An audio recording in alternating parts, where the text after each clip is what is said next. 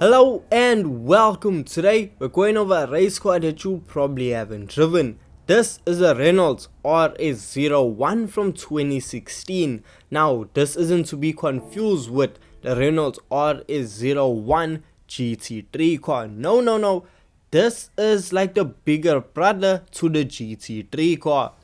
This is Renault's no holds back full on race car that we have in Gran Turismo 7. So today I want to see how good it really is and how much better is it than the standard GT3 car.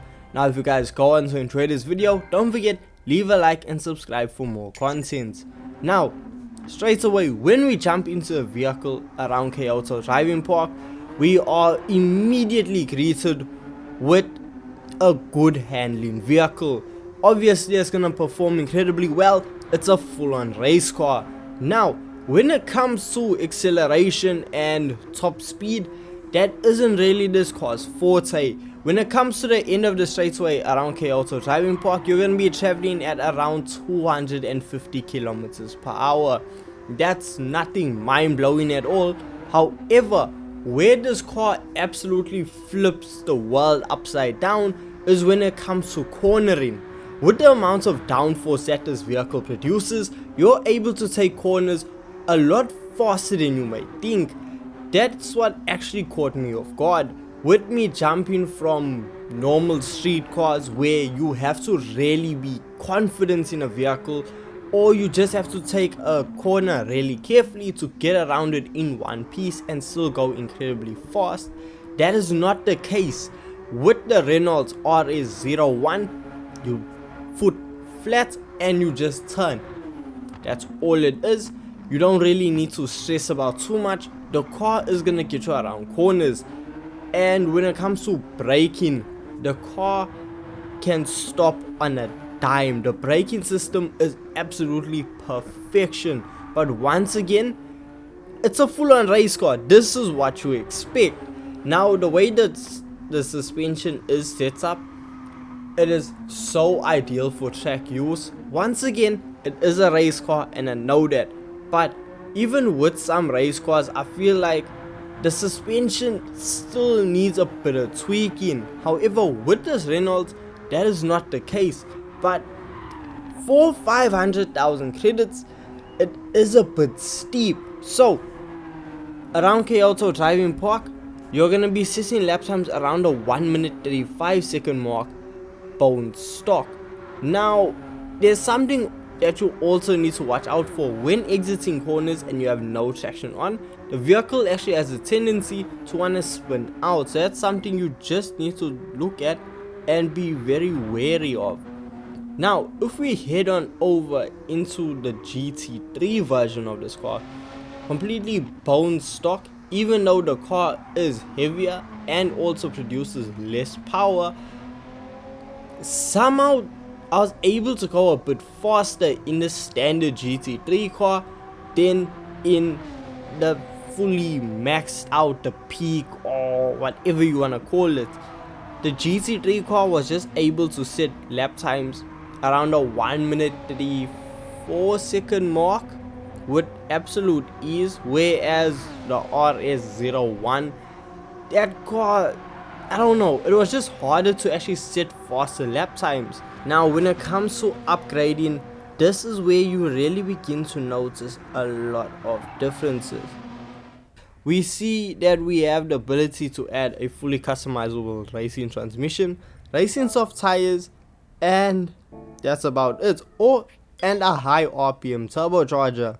And now once we slap that on, we see that the vehicle now produces 694 brake horsepower.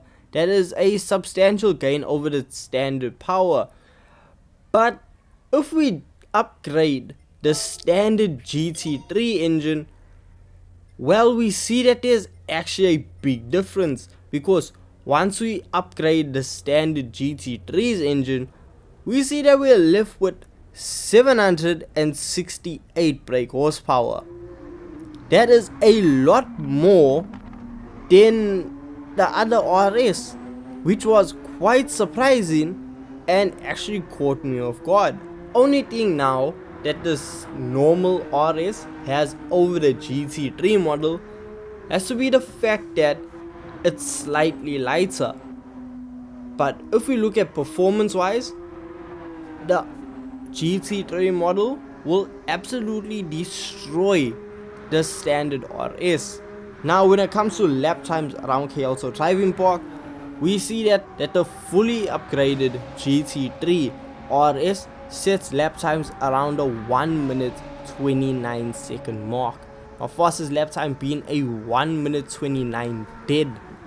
However, in the standard RS being fully upgraded, this car set a fastest lap time around the same circuit in the same conditions of 1 minute 29.3.